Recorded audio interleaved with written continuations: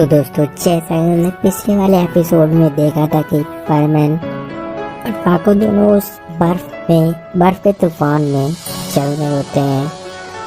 उन लोगों को ठंड लग रही होती है, लेकिन वो लोग चल रहे होते हैं। अब रास्ते में इतनी ठंड बढ़ जाती है कि फायरमैन बोलता है चलो वापस उसी गुफा में हम लोग चल के बैठते हैं, कम से कम वहाँ आग तो जल रही थी।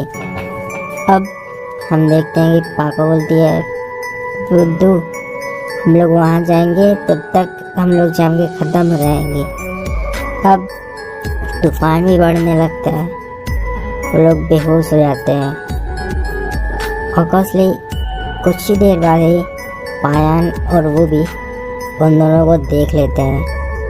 अब उन दोनों को वो लोग ले आते हैं बर्डमैन के पास, और बर्डमैन और पायन, रूबी और पायन और पाको उन सभी को लेकर के मिस्सो के घर पे ले आते हैं। अब वो दोनों बेहोश होते हैं, उन लोग को ठंड भी लग रही होती है और जमे भी होते हैं। बर्डमैन उन लोग को बोलते हैं चलो तुम एक काम करो पायन, रूबी तुम लोग अपनी ड्यूटी करो, मैं उन लोग को देखता हूँ। पायन वो भी वहाँ से निकल जाते हैं। और बर्डमैन वो गन से फायर करते हैं और उसके जितने भी मतलब उसको ठंडी लगी होती है वो सब ठीक कर देते हैं, और पागो को भी ऐसा ही करते हैं। अब उन दोनों को मिसो के घर पे ही सुला के वे चले जाते हैं। अब कुछ घंटों बाद क्या रात हो जाती है, तब हम देखते हैं उसका जो रोबोट होता है वो तो उस रूम में नहीं सोता है, वो नीचे जाके सो जाता है, क्योंकि ऊपर वाले रूम में यानी मिस्सो के रूम में पाको और परमन थे। वो नीचे आ जाता है सोने के लिए, और हम देखते हैं कि रात को मिस्सो की नींद खुलती है, मतलब वो बेहोश होता है तो उठ जाता है। अपनी आँखें जब वो खोलता है, देखता है कि बगल में वो पाको के साथ सोया हुआ है, तो डर के मारे नीचे गिर जाता है बेड से। अब धीरे धीरे पाको भी होश में आती है और फिर उधर देखती है कि वो लोग उसके रूम में है मिस्सो के। तो उन लोग को पता चलता है कि चलो हम लोग शायद लगता है बर्डमैन लोग मुझे ढूंढ लिए होंगे, इस वजह से मुझे हम ले आएंगे। अब वहाँ पे बर्डमैन बोलता है कि क्या किया जाए। पाको बोलती है चलो मैं चलती हूँ अपने घर पे। तो बर्डमैन बोलता है नहीं, एक काम करो कि आज तुम रुक जाओ, कल चली जाना। हम देखते हैं कि पूरी रात दोनों लोग एक ही रूम में रहते हैं और सुबह हो जाती है। अब मिस्सो अपने स्कूल जाने के लिए दौड़ने लगता है, क्योंकि वो डर जाता है कि आज स्कूल में मैं लेट पहुंचा तो मुझे टीचर बहुत ज़्यादा डांटेंगे और फोन तो करती ही है। हम देखते हैं मिस्सो दौड़ने लगता है, तो पाको बोलती है क्यों मिस्सो इतना तेज क्यों जा रहा है, तुम्हारा कॉपी है ना। तो मिस्टर को रिला देता है कि उसका कॉपी तो है ही, वो चला जाएगा। लेकिन फिर वो सोचता है कि नहीं मुझे ही जाना होगा। पापा बोलते तुम्हें ही जाना होगा, बस परवल सेट है ना, तुम उड़ के जा सकते हो। तुम बोलते क्यों हो मिस्टर, तुम भुलक्कड़ हो क्या। मिस्टर बोलता अरे हाँ वो तुम्हें बस है ही, मैं जल्दी से चला जाऊँगा। परवल स्कूल चला जाता है, उसका जो रोबोट है वो घर पे आता है, परवल उसको रोबोट बना देता है। फिर पाको वहाँ से चली जाती है। अब दूसरे दिन देखते हम लोग देखते हैं संडे होता है और सभी लोग ग्राउंड में होते हैं, कबाओ, साबू, मिचिको, मिस्सो। पाको आती है, वो सभी लोग को ले आती है एक फिल्म टिकट, मतलब सुमेरे के कॉन्सर्ट का टिकट। बोलती है कि तुम सब लोग को इनवाइट किया है सुमेरे ने अपने कॉन्सर्ट में, तुम लोग आना चाहोगे। अब हम देखते हैं सब लोग खुशी के मारे एकदम खुश हो जाते हैं, खास करके अपना मिस्सो बोलता है कि मैं तो जरूर जाऊँगा, इन लोग का पता नहीं। तो लोग बोलते हैं पागल मैं भी जाऊँगा, कब आओ ये बोलता। अब सब लोग कॉन्सर्ट में पहुँच जाते हैं। हम देखते हैं जब कॉन्सर्ट स्टार्ट होने लगता है, पाको आती है और पायन को यानी मिस्सो को पास जाती है और बोलती है कि मिस्सो तुमको सुमेरे ने एक काम था तुम्हारे से, और तुम्हारे से नहीं परमन से, तो तुम परमान को भेज दो उसके पास। तो हम देखते हैं कि मिसो धीरे से इशारे में पाको को बोलता है कि पाको मुझे कॉन्सर्ट देखना है, तुम क्यों नौटंकी कर रही हो, तुम ही चली जाओ, जो कुछ काम पर तुम कर देना। पाको गुस्से की नज़र से देखते हुए मिसो समझ जाता है कि मेरी पिटाई होने वाले, मुझे धीरे से निकल लेना चाहिए। हम मिसो निकल लेता है वहाँ से। अब वो एक कोने का तलाश करता है कि इस कोने में जाके परमानेंट सेट पहनूं, और वो कोना ढूंढ नहीं पा रहा होता कि कॉन्सर्ट में इतने लोग आए होते हैं। वो कंफ्यूज हो गया होता है, कोई ना कोई तो मुझे देख ही लेगा। वो क्या करता है, कॉन्सर्ट के बाहर जाता है और वो वहाँ परमानेंट सेट पहनता है एक पेड़ के पीछे, और परमानेंट सेट पहन के अब परमानेंट सभी रूम में चेक कर रहा होता है कि सुमेरे का कौन सा रूम है। अब वो ढूंढ रहा होता है सुमेरे का रूम, और इधर जो सभी लोग थे, यानी कि उसके दोस्त कमाओ, साबू और मिचिको, ये सब कॉन्सर्ट मतलब स्टार्ट तो हुआ नहीं रहता है। जब वो लोग अपने अपने चेयर रोड पे बैठे होते हैं कि हम लोग इस जगह बैठे रहेंगे सबसे आके। अब मिसो ढूंढते ढूंढते रूम में पहुँचता है, जो कि सुमेरे का ही रूम होता है। अब वो एक गलती करता है, बिना नॉक किए ही उस रूम में चला जाता है। अब रूम में जाता है तो देखता है सुमेरे ड्रेस चेंज कर रही है, तो वो देख करके वो एकदम डर जाता है और वहाँ से भाग जाता है।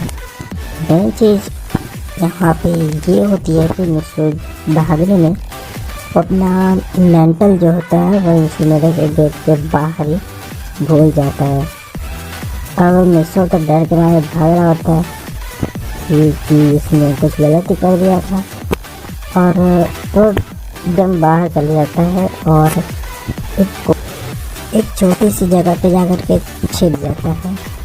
अब हम देखते हैं कि जो कि सुमेरे होती है वो मिसो का वेट ही जाती होती है, लेकिन मिसो नहीं आता है। तो वो अपना जो कॉन्सर्ट होता है वो अटेंड करने के लिए जाने लगती है। तो क्या होता है कि वो जैसे ही बाहर अपने गेट के निकलती है, वो देखती है वहाँ परमान का जो मेंटल होता है गिरा हुआ है। अब वो सोचती है कि परमान अपना मेंटल यहाँ क्यों भूल गया। वो उठाती है और अपने बैग में रख लेती है। अब हम देखते हैं सुमेरे की मैनेजर आती है और सुमेरे को ले जाती है, बोलती है सुमेरे आप इतना लेट कर दी, चलिए जल्दी चलिए, हम लोग का कॉन्सर्ट स्टार्ट होने वाला है, चलिए जल्दी। सुमेरे बोलती है चाचा मैं चल रही हूँ। तो मैनेजर बोलती है नहीं आपको जल्द से जल्द चलना होगा। सुमेरे की जो मैनेजर होती है सुमेरे को ले जाती है। अब कॉन्सर्ट स्टार्ट हो जाता है। अब हम लोग सीन देखते हैं, कॉन्सर्ट चल रहा होता है और मिसो इधर सोच रहा होता है जब उस रूम में क्या होता है, उसने कुछ अलग ही देख लिया होता है, इस वजह से वो वहाँ से भाग गया होता है। अब भागा इसलिए सुमेरे ड्रेस चेंज कर रही थी, तब उसने देख लिया था, तो उस वजह से वो भाग गया होता है।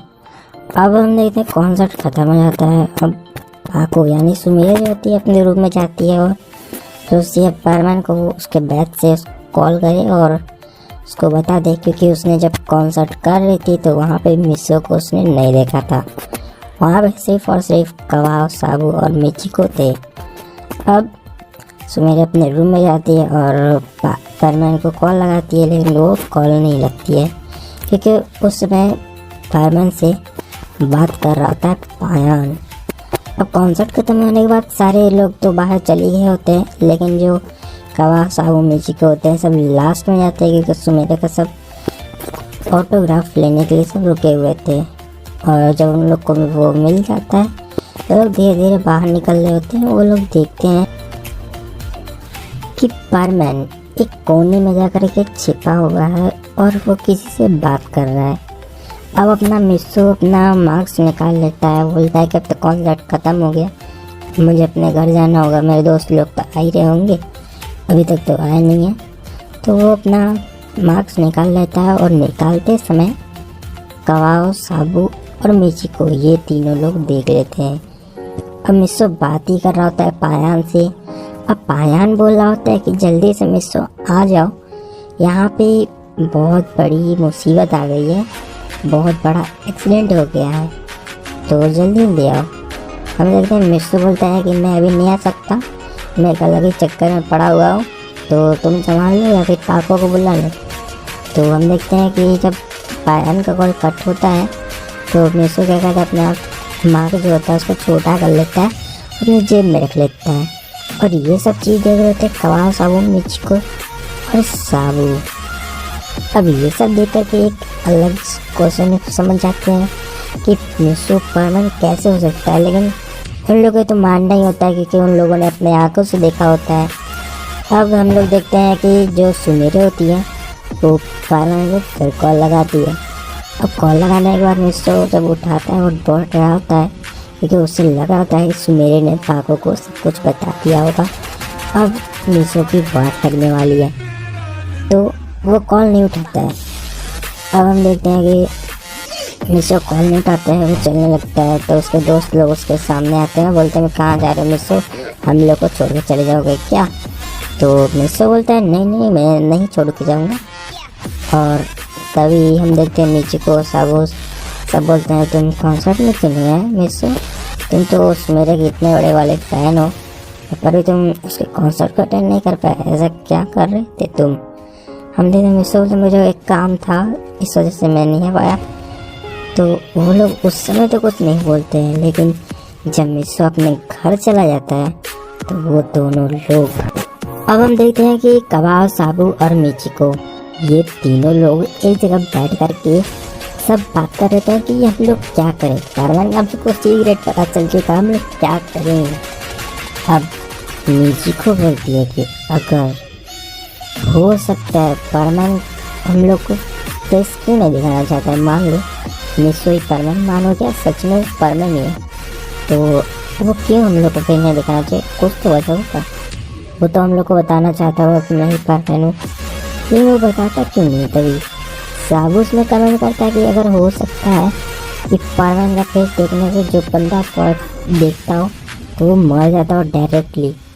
फिर मिचिको हंसने लगती, बोलते ये ऐसा नहीं हो सकता, लेकिन साबू बोलता है कि हो सकता है ऐसा। और हम देखते हैं कि फिर मिचिको बोलती है नहीं नहीं ऐसा नहीं हो सकता, ये हो सकता है कि परमान का जो फेस अगर किसी ने देख लिया तो परमान उसको जान से मार दे, या फिर परमान को ऐसी कुछ सज़ा मिलती हो तो अपना फेस ना दिखाता हो।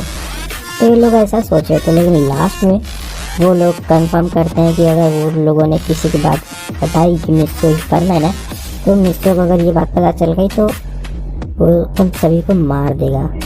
अब उन लोगों के अंदर इतना डर आ जाता है कि वो लोग कुछ बोलने के हालत में ही नहीं रहते हैं।